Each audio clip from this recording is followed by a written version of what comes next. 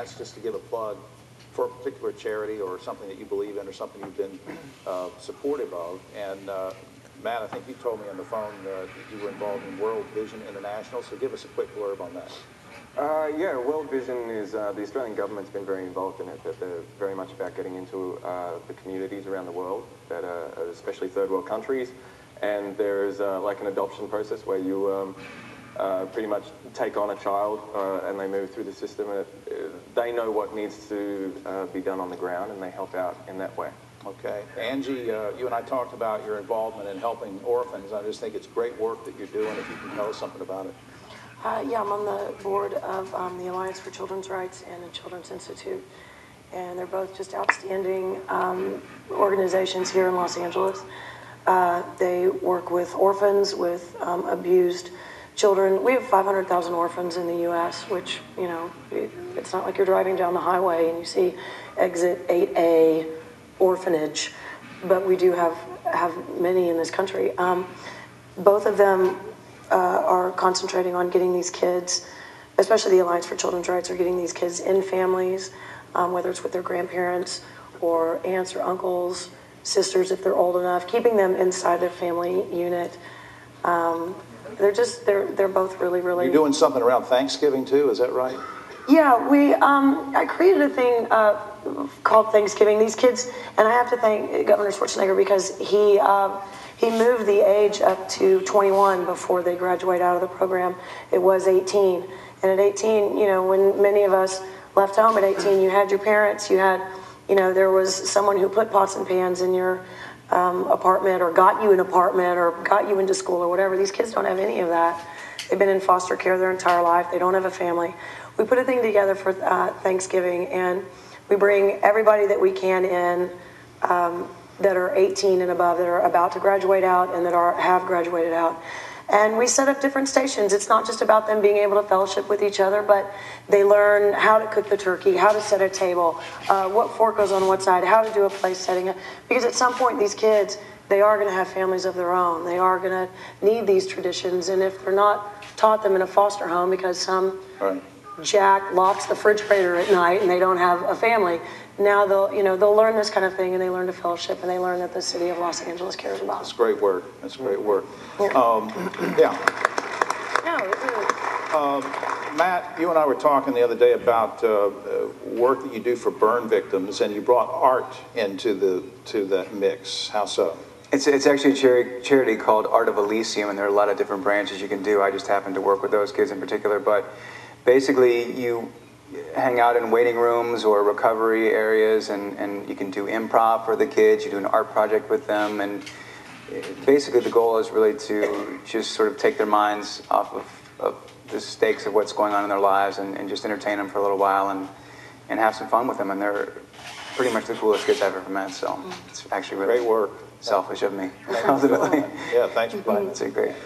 Kelly, working with women in villages in India and some other places, tell us about that.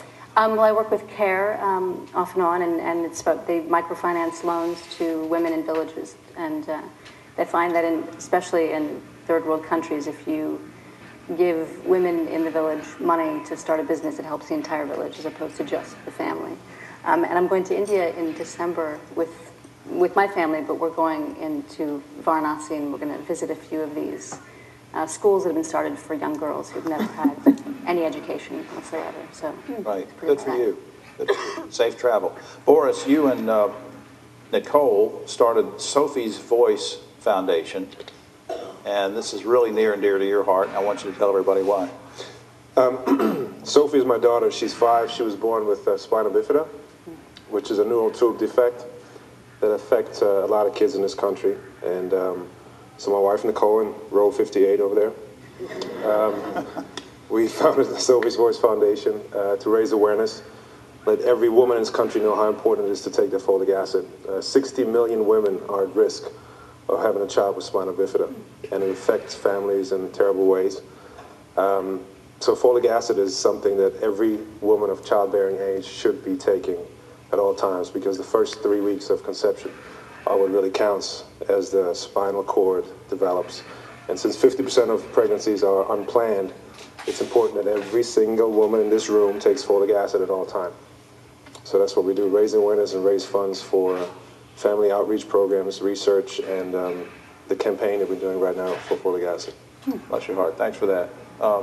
Mary, juvenile diabetes, you've done a lot of things. I've seen you with poker tournaments and all sorts of fundraisers. Why juvenile diabetes? Well, my husband is a type 1 diabetic, so selfishly I want him to stick around, and I've been brought into the Juvenile Diabetes Research Foundation, and it's a great organization, and obviously diabetes is a disease that's both type 2 is sweeping the nation, obviously now affecting children too in epidemic proportions, and type 1 is a smaller percentage of the disease, but I do work for both. And 1 in 3 Americans will be diabetic in 5 years.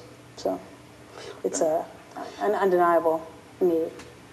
Thomas, 2 things that I know of, and you can correct me if I'm wrong, but I think you've been very active in helping people and causes when it comes to raising money and awareness for MS and also autism, if you can address those for us. Well, one of the things that I was just noticing, sort of connecting with what Angie said earlier, this is what makes this country great, is that each person has something that they're very passionate about, and each person out there has something that they're very passionate about, and this is something that we can all agree on.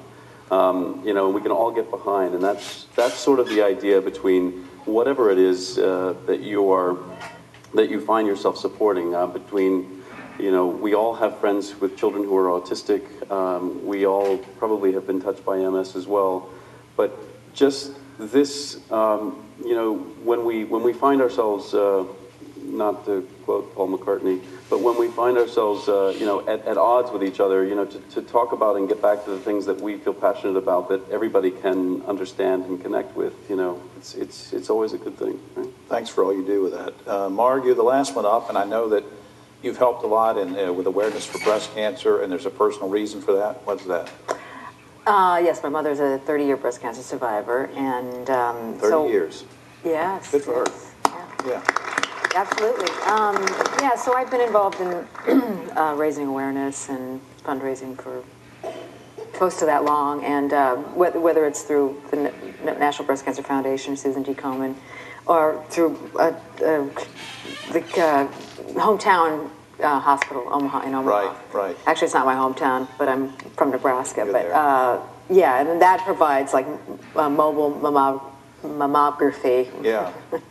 Not speaking very articulately. No, that's all right. For rural communities, because a lot of these communities are about so far from hospitals that they can't even make it to, you know, like 3 hours away or something, these rural communities in Nebraska. Well, I'm glad you're doing that, especially with the mobile mammography, because it was only a few weeks ago that controversy came out with an article in the New England Journal of Medicine where there was a study, a weird study that said, well, it's not as effective as we thought. And then the doctors and the nurses and the caregivers just jumped all over that and said, look, you need to keep getting them. So I think that's your message too. Right, Yeah. sure, of course. All right, let's change the pace a little bit, have a little bit of fun.